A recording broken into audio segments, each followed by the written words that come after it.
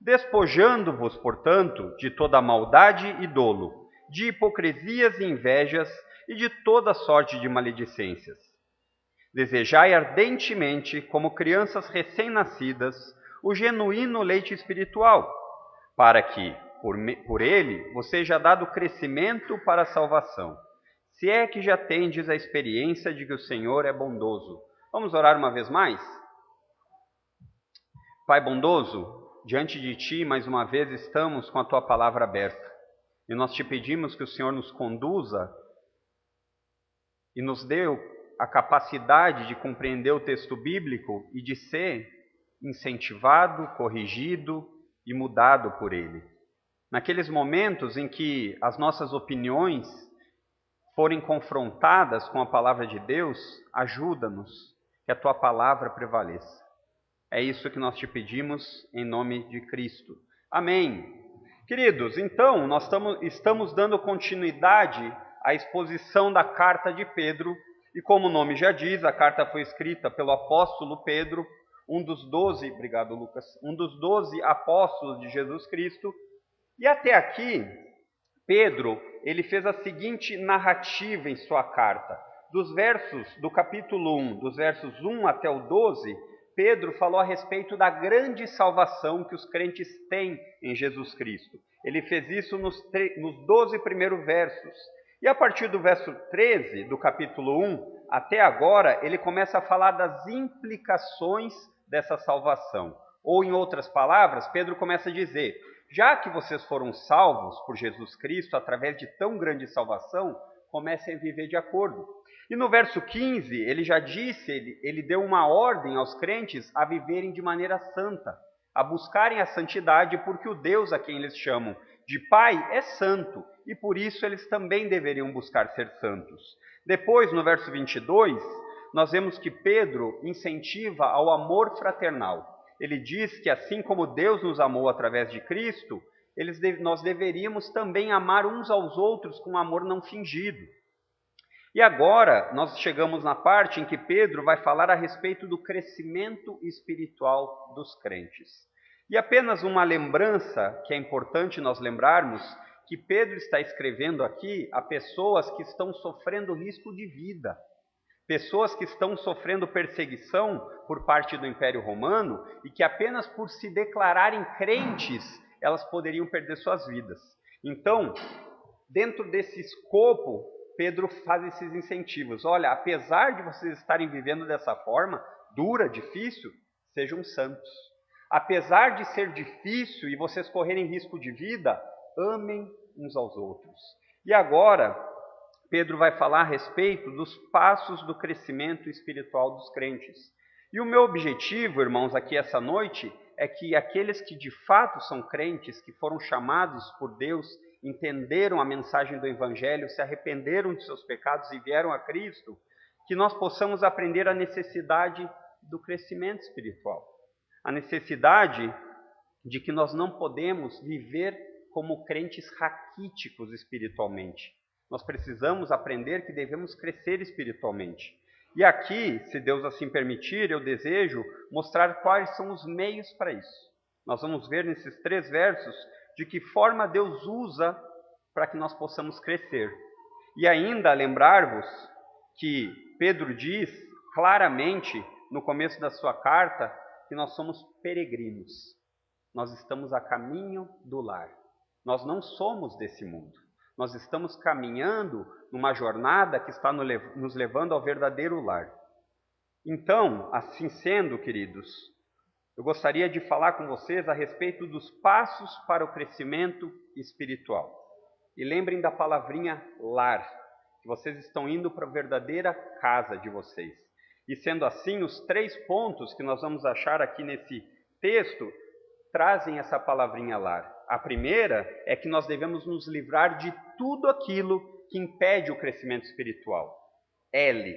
A segunda, o A, é que nós devemos nos alimentar constantemente. E a terceira, o R da palavrinha lar, é que nós devemos relembrar da bondade de Deus que já foi manifesta através de Cristo Jesus. Então, o primeiro ponto que nós chegamos aqui com a ideia do crescimento espiritual é: em primeiro lugar, livrar-se de tudo que impede esse crescimento. Está no verso 1, que diz o seguinte: despojando-vos, portanto, de toda maldade e dolo, de hipocrisias e invejas e de toda sorte de maledicências. Pedro começa aqui continuando a sua carta, o seu raciocínio lógico aos seus leitores, usando a palavrinha despojando. E essa palavrinha é uma palavra que nós não usamos muito nos nossos dias, mas ela é muito importante porque ela diz o seguinte: ela traz a ideia de você abandonar algo que atrapalha. Naquele tempo, vocês devem lembrar, os irmãos, que eram usadas túnicas, roupas compridas que muitas vezes iam até a canela. Então, para alguns trabalhos, aquelas roupas eram inadequadas, elas não ajudavam para uma longa caminhada, precisava remangar a túnica. Então aqui Pedro ele traz exatamente essa ideia de uma roupa que atrapalha, uma roupa contaminada pelo pecado que atrapalha o crescimento espiritual. E ele diz para despojar-se. Nós poderíamos aqui dizer a ideia de colocar de lado aquilo que atrapalha. Algumas traduções já deixam essa ideia, as traduções mais recentes, elas vão trazer a ideia de deixar de lado algo que atrapalha você para um serviço. E Pedro utiliza, após ele dizer isso, 5 pecados que impedem esse crescimento espiritual. É claro, queridos, que nós sabemos que existem muitos outros pecados que atrapalham o crescimento espiritual. Mas provavelmente Pedro aqui utilizou essas características por se tratar de pecados mais comuns. Vocês devem lembrar que agora há pouquinho Pedro disse que o dever deles, dos crentes genuínos, era amar uns aos outros genuinamente, de forma verdadeira. Então ele associa esses pecados que atrapalham o desenvolvimento desse amor uns com os outros. E Pedro vai dizer isso em meio a uma perseguição. Então, muito provavelmente, esses pecados escolhidos por Pedro são aqueles que sufocam o intenso amor que nós deveríamos ter uns pelos outros. E é interessante de nós lembrarmos o seguinte, irmãos: são nos momentos de dificuldade, de perseguição, de luta, em que pode ser desperto em nós aquilo que nós temos de melhor. Ou, em outras palavras, refinar a fé por meio das provações, que é o que Pedro já ensinou alguns versos atrás. Então, em um sentido, as dificuldades, elas refinam a nossa fé, elas tornam ela verdadeira, elas acabam fazendo com que essa fé valha mais do que o ouro refinado. Mas existe uma outra coisa que acontece constantemente quando essas coisas acontecem. Quando nós estamos passando por alguma luta, alguma dor, alguma dificuldade, muitas vezes o que há de mais profundo em nossa alma depravada pode vir à tona. No desejo de nos livrarmos daquelas dificuldades, muitas vezes os crentes são levados a cometerem exatamente esses pecados. E é triste isso porque nós vemos que em momentos de dificuldade, momentos de luta, muitas vezes os crentes se tornam murmuradores, eles vivem reclamando. Muitas vezes eles reclamam da vida, eles dizem: como é que eu estou nessa situação? E questionam a Deus, não com um questionamento maduro e sincero dos salmistas, que eles questionavam a Deus, mas uma forma de cobrança. Como é que tu me deixa estar numa situação dessa, Deus? Então, com o intuito de se livrar daquilo que é difícil muitas vezes, os crentes podem cair nesses pecados de não amar ao próximo, não amar os irmãos e não amar a Deus. E Pedro diz aqui então que eles deveriam se livrar de tudo aquilo que fosse um obstáculo para o crescimento espiritual deles, para aquilo que eles precisavam caminhar. E como uma dieta normal, quando você quer melhorar sua condição física, você escolhe determinados alimentos, não é verdade? E assim, da mesma forma, espiritualmente, nós precisamos nos livrar daqueles alimentos que prejudicam o nosso crescimento espiritual. E Pedro nos dá como se fosse uma mini cartilha de vícios. E o primeiro que ele diz é que deveríamos nos despojar de toda maldade. E abandonar toda maldade diz respeito com a capacidade que o crente deve ter de decidir não mais prejudicar os outros, seja fisicamente, seja espiritualmente. Mesmo quando você estiver passando por uma situação difícil. Nós vemos isso na vida das crianças com frequência. Quando uma criança vai tomar uma dura por algo maldoso que ela fez, ela culpa outro. Nós, adultos, somos um pouco mais refinados. Não é que nós não culpemos o outro, mas nós disfarçamos um pouco melhor. E é isso que Pedro está falando, abandonem. Talvez o que Pedro tenha na cabeça aqui é uma situação mais drástica. Você imagina a polícia do governo bater aqui na sua porta e ela dizer, entregue aqueles que confessam a esse Jesus. E aí nós dizemos assim, mas eu nem conheço esse Jesus, é o meu vizinho. Então, para você se livrar de um problema, você coloca na conta do seu vizinho. E esse tipo de situação que Pedro diz que os crentes devem deixar para trás, porque isso vai impedir o seu crescimento espiritual. E a segunda coisa que ele nos diz aqui, ele diz, despojando-vos de todo dolo. Essa palavrinha dolo, ela é exatamente a palavra do grego, que traz a ideia de engano, a ideia de agir traiçoeiramente.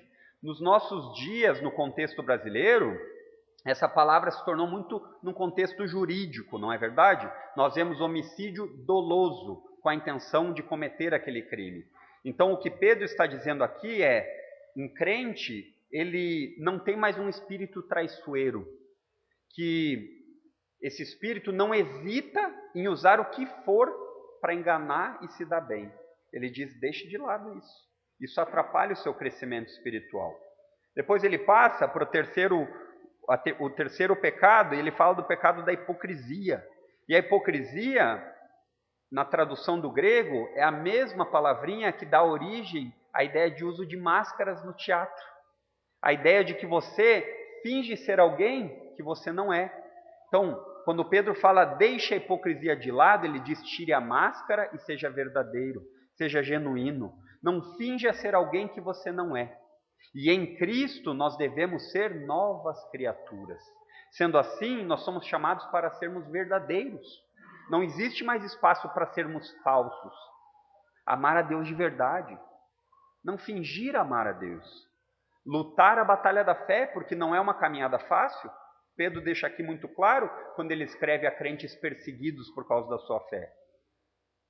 E isso acontece muito no contexto das igrejas evangélicas. Dentro das igrejas, no domingo à noite, são crentes de língua. Falam palavras evangélicas, dizem glória a Deus, mas fora da igreja, durante a semana, são hipócritas como os ímpios.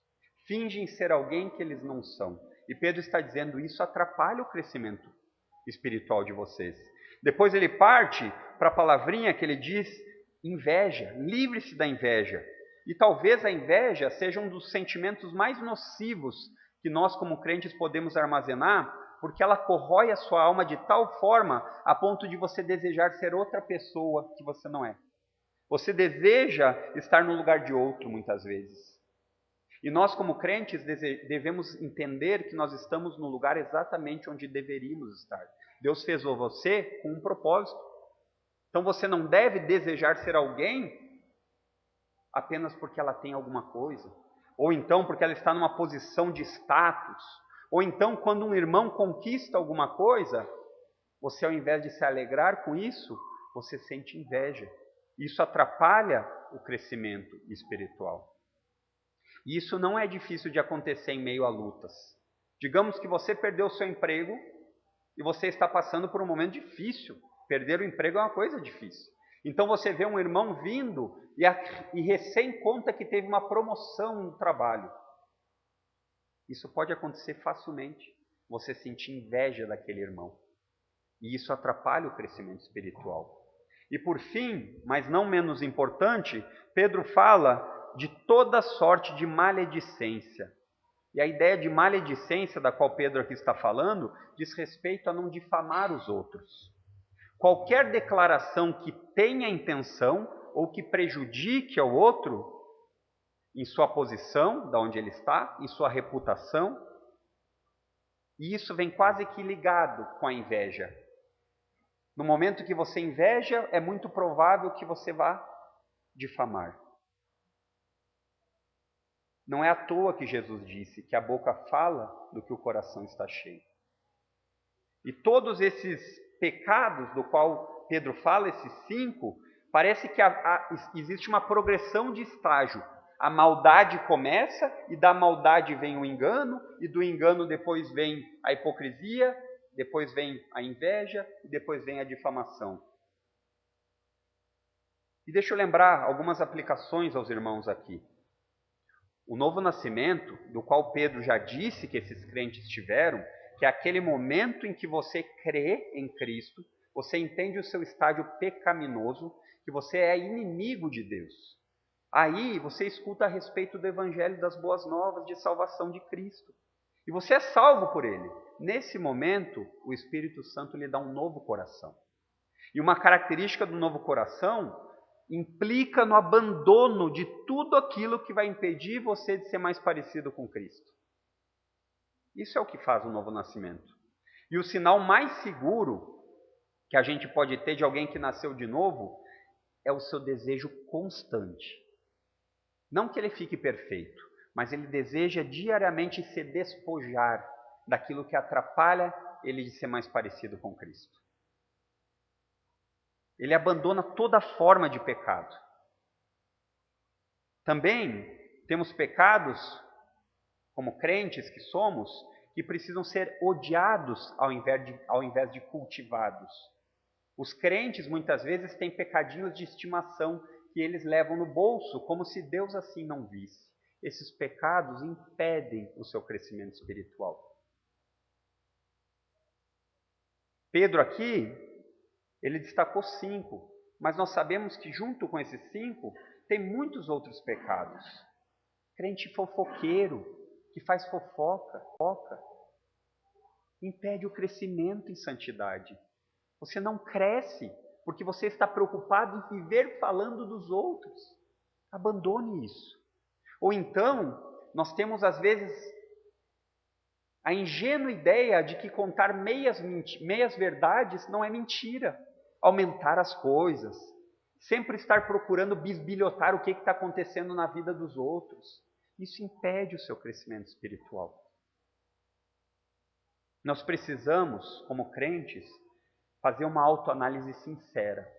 Naquele momento onde você fecha a porta do seu quarto e você e Deus, e você dizer: Senhor, me ajuda a reconhecer aqueles pecados que estão ocultos a mim, que eu não percebo.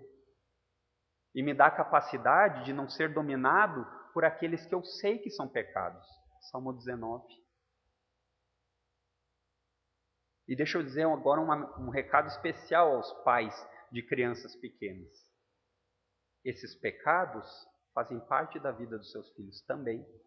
E vocês devem ser instrumento de Deus para livrar isso da vida deles. Os ensinando, os corrigindo, não achando que eles não merecem correção porque é uma maldade de um bebezinho. Queridos, eles só não vestem a máscara da hipocrisia porque eles não disfarçam ainda. Mas fora isso, eles precisam de correção para crescer espiritualmente. E os pais são os responsáveis por eles.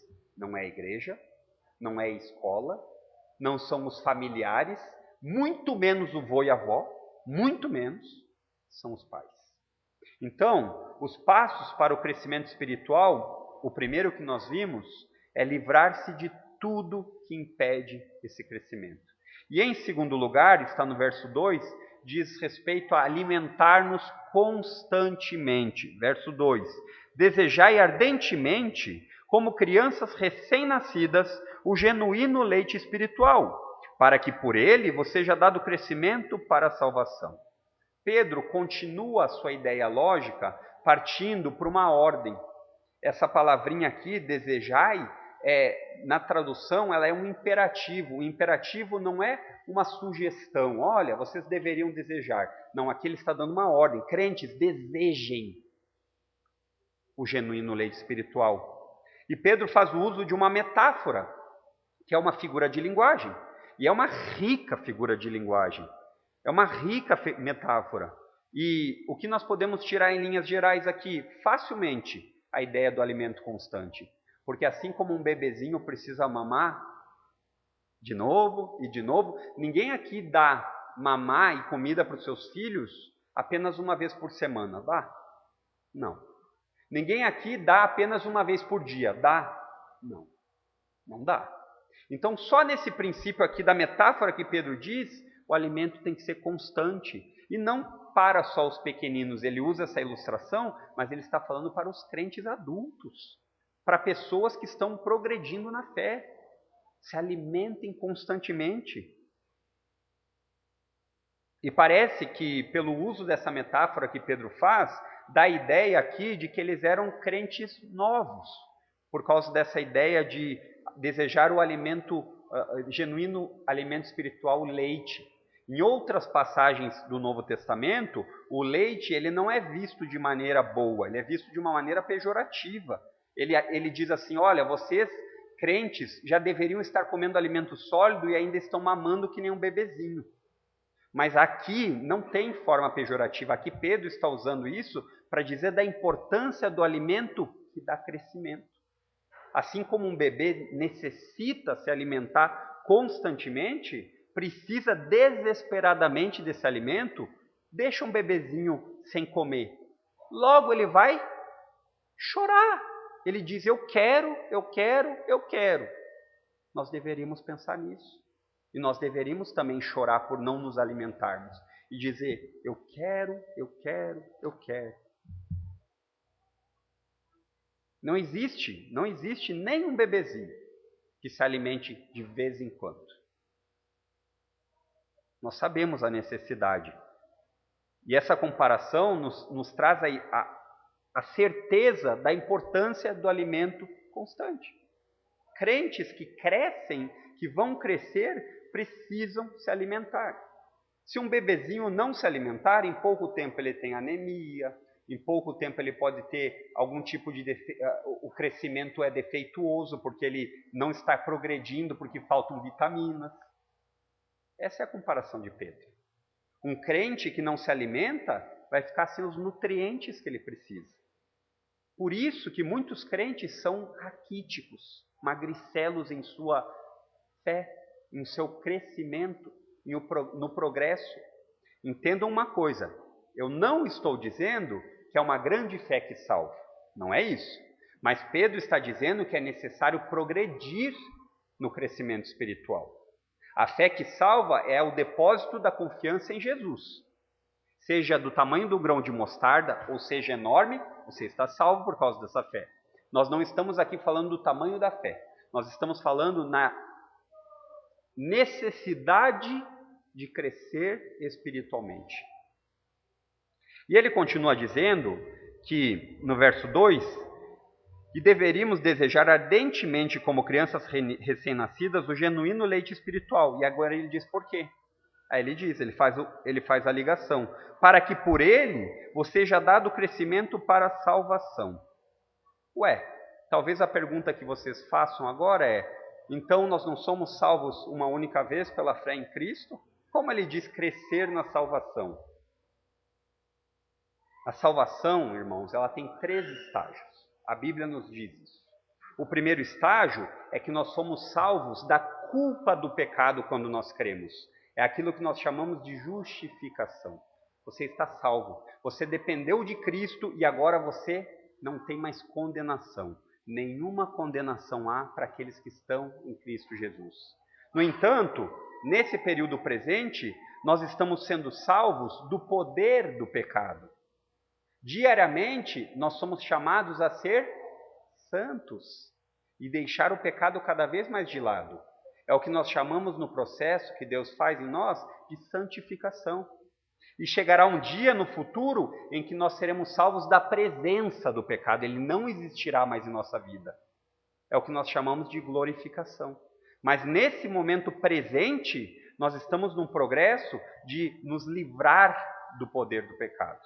Ou seja, o pecado ainda nos influencia, mas nós precisamos crescer espiritualmente e abandoná-lo. Então, no passado, você foi salvo da culpa do pecado. Ou seja, quando você creu em Cristo, você não é mais culpado diante de Deus.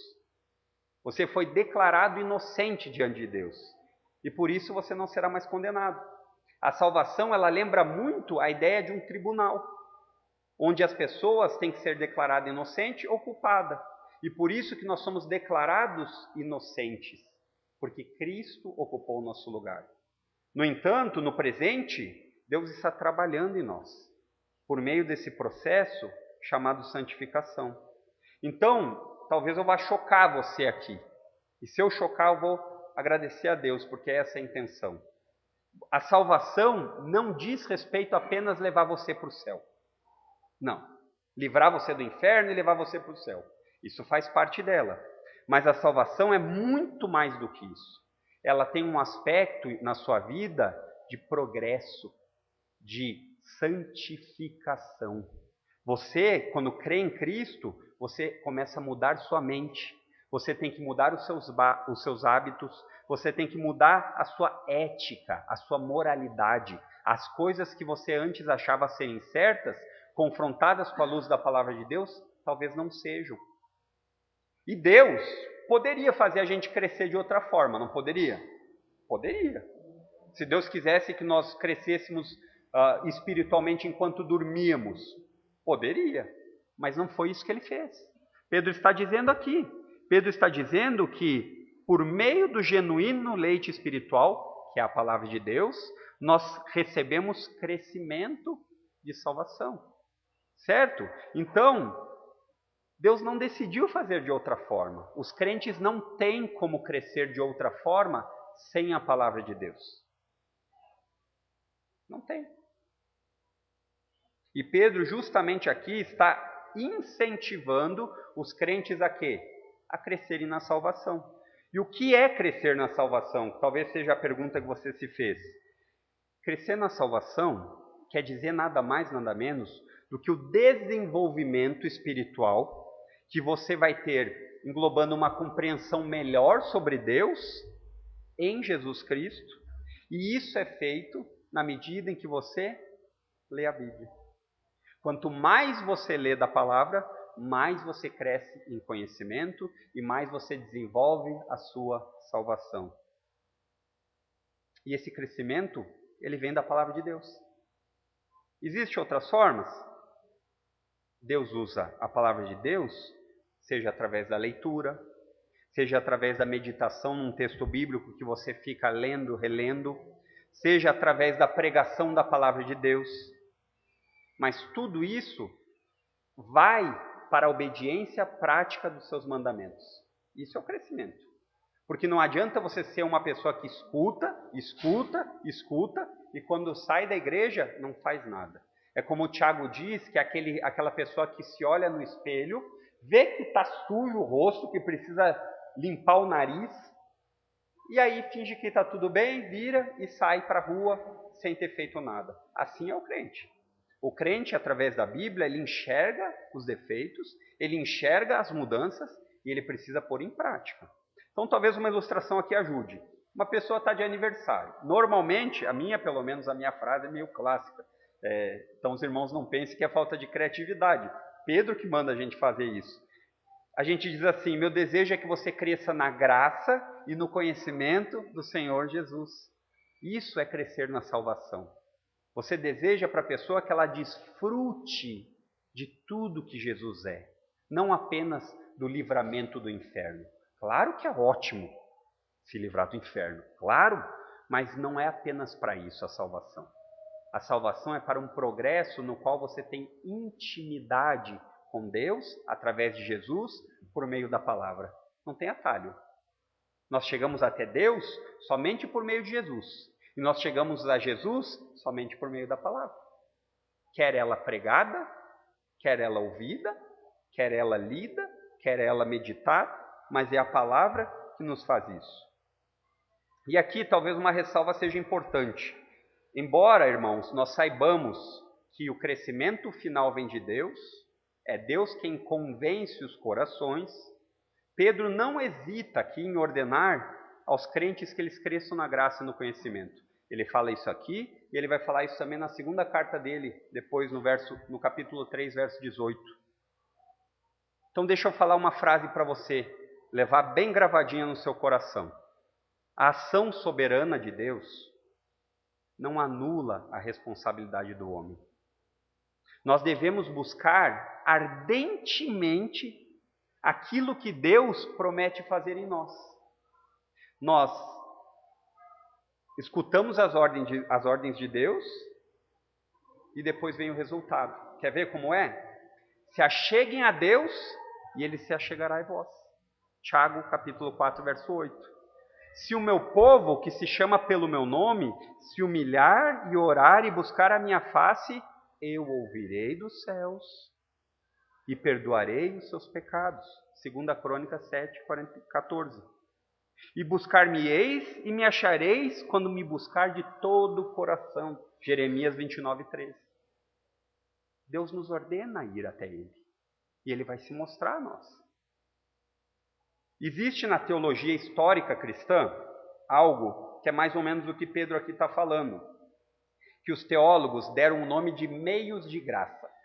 O que são os meios de graça? São aquelas maneiras pela qual Deus nos deixa para que a gente possa crescer espiritualmente. Estão entre elas a oração, a leitura aqui na igreja, a leitura em casa, os cânticos espirituais, as ordenanças que fizemos hoje da ceia e tem o batismo, a comunhão na igreja, mas certamente, sem medo nenhum, sem a palavra de Deus no centro, todas essas outras perdem o valor. Vou explicar por quê. Porque a sua oração deve estar regada aqui. Porque a sua comunhão e amor pelos irmãos deve vir daqui. Então a palavra de Deus, ela tem centralidade. Ela deve ter centralidade para o nosso crescimento espiritual. E aqui eu vou fazer algumas aplicações aos irmãos. Nós hoje, no Brasil, neste ano, nós temos muitos meios de graça disponíveis. Nós temos bons livros em português. Nós não temos desculpa. O pastor Fernando tem uma biblioteca enorme, podem pedir para ele. Nós temos muitos livros. Nós temos planos de leitura bíblicos dos mais diversos tipos, não temos? Como você ler a Bíblia? Nós temos um no caderninho de membros da nossa igreja dizendo, mas existem inúmeros outros. Nós temos mais de 10 tipos de tradução da Bíblia. Nós temos acesso à palavra de Deus. Isso tudo em nosso idioma. Então nós temos desculpa para não crescermos espiritualmente? Nós temos. Costumo nas aulinhas com as crianças de domingo, no culto infantil, perguntar para eles, às vezes a gente tem alguma tarefa. A gente tinha a tarefa de decorar o Salmo 19 e a gente estava trabalhando nisso. E muitas vezes alguns dos alunos não decoravam. Aí minha pergunta para elas era o seguinte: quantos de vocês usaram os meios de internet essa semana? Era unânime.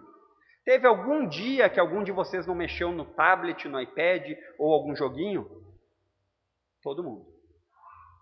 Então, sendo assim, decorar um versículo não deveria ser tão difícil, porque existem os meios de graça. Eles estão aí, nós temos uma boa Bíblia para poder fazer uso. Nós temos bons livros. Nós temos meios da internet para usar disso. Se você não tem condições de comprar uma Bíblia, a igreja lhe dá uma. Então, eu pergunto, nós temos desculpa, irmãos, de não crescermos espiritualmente? Nós temos. Eu diria aqui, se eu puder lhe aconselhar, é para você escolher um método de leitura da Bíblia. E comece a lê-la. E não pare, seja incessante, se alimente constantemente. Leia bons livros. Existem diversos livros para cada área da sua vida que você achar que precisa. Livros cristãos, eu me refiro. Ore diariamente a Deus. Mesmo que seja para dizer, Senhor, está difícil, eu não consigo me dedicar mais. Mas ore por isso. Outra coisa, queridos, que é um meio de graça, do qual Deus nos dá aqui na cidade de Passo Fundo, na Igreja Bíblica Luz do Mundo, chama-se igreja. Nós temos negligenciado isso. Nas quartas-feiras, que é um dia em que nós temos estudo puro de teologia, com as doutrinas básicas, fundamentais, a igreja vem vazia. Nós não temos desculpa de não crescermos. Nós temos os meios. Deus tem sido generoso. Deus não nos traz perseguição como esse povo aqui de Roma, como esse povo aqui da Turquia, que estava sofrendo perseguição e risco de morte. Nós não temos ainda isso. Já pararam para pensar, se vier essa perseguição, a gente vai deixar de ser crente? Sabe qual é o problema? Nós precisamos organizar a nossa vida para crescermos espiritualmente. Quando você quer emagrecer, você faz uma dieta e tenta traçar essa dieta e fazer o passo a passo. Bom, na segunda, na quarta e na sexta eu vou para a academia. Depois eu só vou comer ovo. O pessoal gosta de ovo. Não é assim? Agora, quando se trata espiritualmente, a gente deixa do jeito que der. E aí usa uma expressão de música até não cristã. Deixa a vida me levar. Não é assim que parece às vezes a vida dos crentes? De qualquer jeito. O problema é que nós não temos colocado as prioridades no lugar que elas deveriam estar. E se preparar para a batalha da fé. A vida cristã não é um balancinho na praça, onde a gente fica lá tranquilo. As lutas vão vir, na medida em que você for cada vez mais entendendo os meios pelos quais você deve viver, você cada vez mais vai sentir dificuldade no seu trabalho. Porque lá vão ter pessoas que escarnecem do Deus que você ama. Mas você não deve fugir disso. Você deve ser luz naquele lugar. Você deve ser sal naquele lugar. E talvez a frase que eu pudesse aqui dizer é o seguinte: irmãos, existem muitas coisas importantes na nossa vida. Eu sei que o trabalho é importante. Eu sei que o lazer é importante. Mas só existe uma coisa que é urgente: crescer na graça e no conhecimento do Senhor Jesus. E uma advertência aqui que eu quero fazer à nossa igreja, porque é comum no meio evangélico isso, é a seguinte. Olhem o que Pedro diz aqui na carta, no verso 2, de que forma nós teremos o crescimento. Acompanhe comigo. Desejai ardentemente, como crianças recém-nascidas, o genuíno leite espiritual, para que por meio dele seja dado crescimento para a salvação. Então, o que ele diz para nós desejarmos ardentemente aqui? Seriam visões? É o que Pedro está dizendo no texto? Desejem ardentemente ter um sonho. Que Deus fale com você através de sonho. É isso que Pedro está dizendo? Não é. Ou então, desejem ardentemente sentir calafrios. Estou sentindo a experiência do Senhor através de um calafrio. É isso que Pedro está falando aqui? Isso é tolice. Isso é tolice de crendice evangélica. O que Pedro está dizendo aqui, desejem isso aqui. Sempre que vocês puderem, leia, folheie, cresça através dele. Então, quando a palavra de Deus, que é o nosso guia seguro para o crescimento, quando vier uma correção na sua vida, quando vier um incentivo na sua vida, baseie na palavra de Deus. Não baseie naquilo que o seu coração diz. Mas eu não senti ainda meu coração ficar aquecido. Eu escuto isso. Sabe por que você não deve confiar nisso? Porque o profeta Jeremias diz que mais enganoso que todas as coisas e perverso é o nosso coração. Quem o conhecerá? Jeremias 17, 9 e 10. Então, a lógica desse argumento de Pedro, e a que eu estou tentando aplicar aos irmãos, é muito simples. Se nós somos o povo do livro, nós dissemos que vivemos pelo que a Bíblia ensina, para a nossa fé, nós cremos no livro, e o que o livro nos manda crer, nós cremos, e nós cremos no livro para a maneira prática da nossa vida, aquilo que ele diz para nós vivermos, nós vivemos. Então, todas as vezes que você for confrontado com a palavra de Deus, não resista, ceda, desista. Todas as vezes, se despoje dos seus pecados. Tire o orgulho que ainda continua, muitas vezes escondido, nos fazendo não entender que é a palavra de Deus quem é o guia no seguro. E se ela é suficiente para nos instruir nos corrigir e nos edificar, conforme 2 Timóteo 3,16, então quando você escutar algo que a Bíblia diz que você deve mudar, algo que faz parte para o seu crescimento espiritual, que pode vir através da pregação, através de uma leitura individual, através de um aconselhamento de um irmão bíblico para você, não resista. Não diga, eu não senti ainda a confirmação no meu coração. Talvez essa confirmação nunca venha, porque a palavra de Deus é o seu guia seguro. Ela é seu guia seguro. Esse calafrio talvez nunca aconteça. E Deus usa a sua palavra. E por muitas vezes a ordem bíblica, ela não vai vir acompanhada desses calafrios, desses sentimentos que você acha que precisa ter para obedecê-la. Não vai vir. É assim que Deus trabalha. Simplesmente o ensino bíblico deve ser suficiente. E em terceiro lugar, os passos para o nosso crescimento espiritual. O primeiro, a letrinha L de lar, lembre, você está a caminho de casa.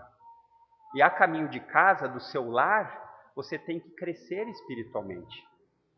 Sendo assim, livre-se de tudo que impede o crescimento. Alimente-se constantemente. E em terceiro lugar, relembre-se da bondade experimentada por Deus. Verso 3. Se é que já tende a experiência de que o Senhor é bondoso. Aqui, a tradução da ARA, essa Almeida, a ARA que geralmente a gente usa, a Almeida Revista Atualizada, ela talvez não seja a melhor tradução. Vou explicar por quê. Essa conjunçãozinha se, parece que Pedro aqui está dizendo, se vocês são crente de verdade, então vocês deveriam experimentar assim. Mas não é o caso. Por quê? Porque Pedro já falou várias vezes pelo contexto da carta de que eles são crentes. Então esse se, ele tem muito mais a força de um já que.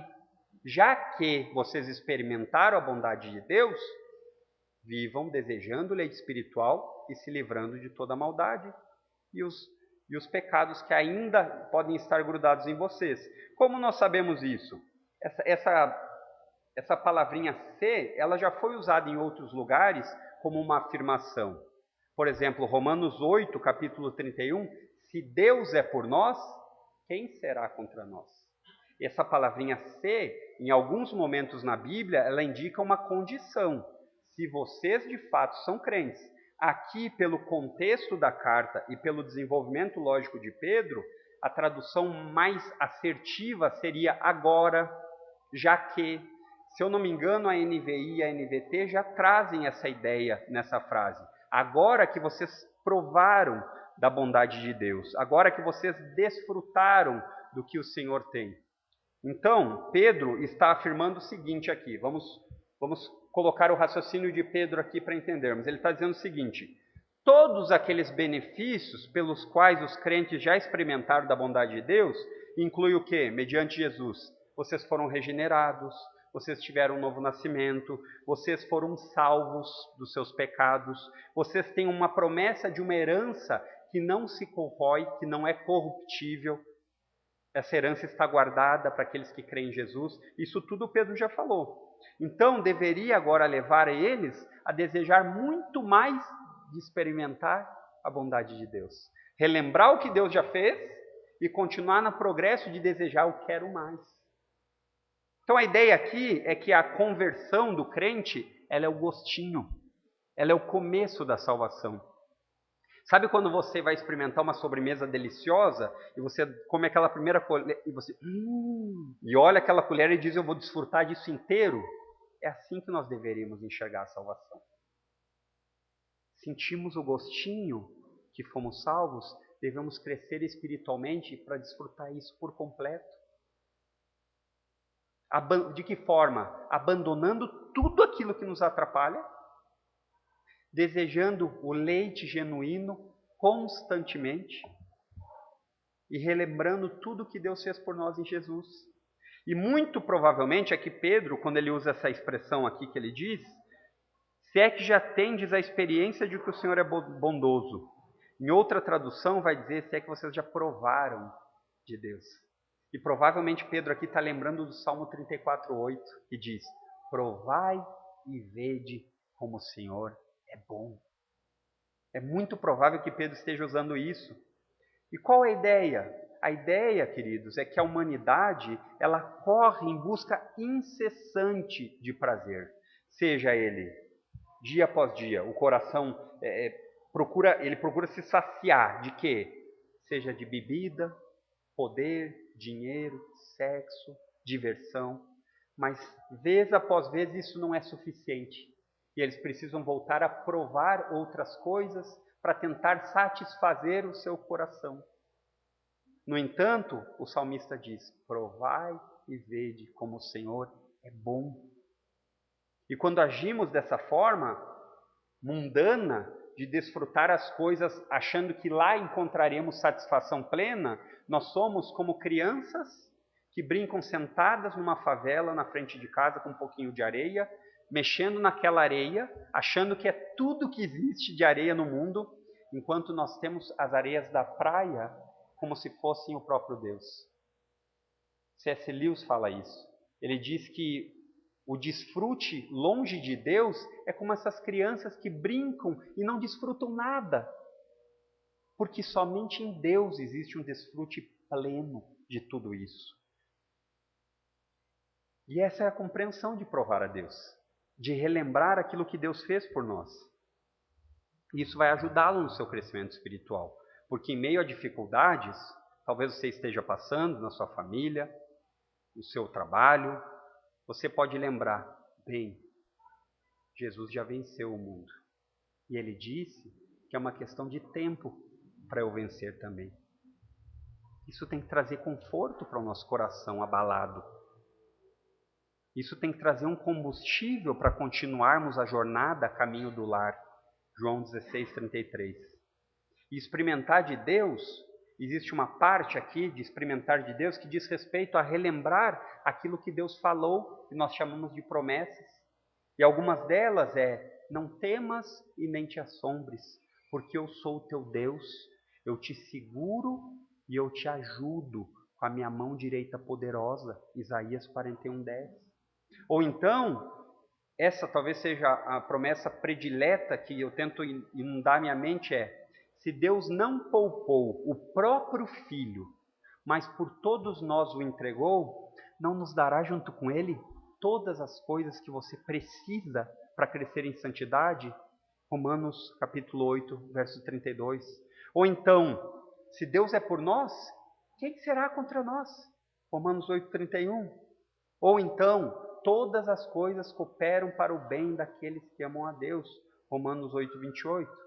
Isso só em Romanos 8. A primeira foi de Isaías porque é muito clássica, não tem como tirarmos. Mas todas elas de Romanos 8. Nada pode nos separar do amor de Deus, que está em Cristo Jesus, nosso Senhor. Nada. Então, mas eu posso perder a salvação, irmão Adriano? Pergunte para Paulo. Ele está dizendo aqui. Ele diz que nada pode separar você do amor de Deus. Mas existem coisas que impedem o seu crescimento e gozo, e aproveitar e desfrutar de Deus plenamente. Então, irmãos, os passos para o crescimento espiritual, lembre-se, estamos a caminho do lar. Livre-se de tudo aquilo que lhe atrapalha. Alimente-se constantemente e relembre da bondade de Deus. Como crentes, nós precisamos crescer em santidade. A Bíblia não diz, e ela pelo contrário, ela até dá algumas... Ela tem certeza, a Bíblia, que isso não pode acontecer, que pessoas que foram regeneradas, ganharam um novo coração, que ama a Deus, estejam à parte disso, que não amem a sua palavra. Isso é muito estranho. Isso é muito esquisito.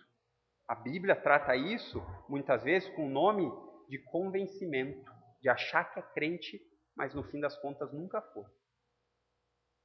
E aqui fica essa palavra. Se você não experimentou da bondade de Deus ainda, e você não entendeu que você precisa ser salvo dos seus pecados, prove e veja como o Senhor é bondoso. E nós crentes que já experimentamos da bondade de Deus, continuemos o crescimento espiritual. como crentes, nós precisamos reconhecer o que nos atrapalha. Saiba, seja inteligente, anote na luta pela sua batalha. Você não vai preparar-se para algo importante no outro dia e chega lá sem... Você vai fazer uma entrevista de emprego e não se prepara. A chance de você se dar bem é grande? Com nós é assim também. Organize a sua vida com a prioridade de conhecer a Cristo no meio. E o resto precisa tudo circuncidar isso daqui. Porque, bom, o trabalho é importante. Mas se ele tem tomado o meu tempo de crescer em Cristo, eu vou lutar e vou ver o que eu posso fazer. É assim que nós lidamos. Não existe atalho na vida do crente. Não existe. Não existe uma forma de você crescer a parte da palavra de Deus. Infelizmente, não são os líderes que vão fazer você crescer, a não ser quando eles usarem a palavra de Deus. Mas você precisa crescer. A caminhada e a jornada para a pátria celestial, para o lar, é individual. Cada um de nós vai levá-los. Nós, pais de crianças pequenas, no começo, vocês têm o dever de incentivá-los a essa caminhada. Os ajudem, desde pequenininho. A gente corre o risco de, muitas vezes, achar que é cedo demais. Mas ainda ele não entende. Eles entendem tudo. Não subestime a inteligência dos seus filhos, porque o diabo não o fará. Organize a rotina da sua vida. Organize de forma a você ter um tempo de leitura. Crentes que não se alimentam são presas fáceis para Satanás. Organize.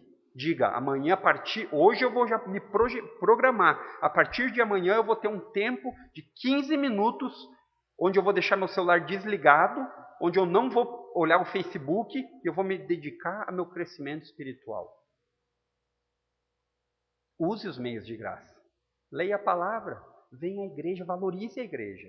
Nós passamos tanto tempo, irmãos, olhando igrejas pela internet que nós admirávamos porque pregavam a palavra de Deus. Infelizmente, em meio do Brasil, as igrejas evangélicas são muito mais uma pedra de tropeço do que uma pedra de salvação. Como nós vamos ver no próximo texto que Pedro trata. Eu não falo isso com alegria e muito menos com orgulho, mas como a verdade.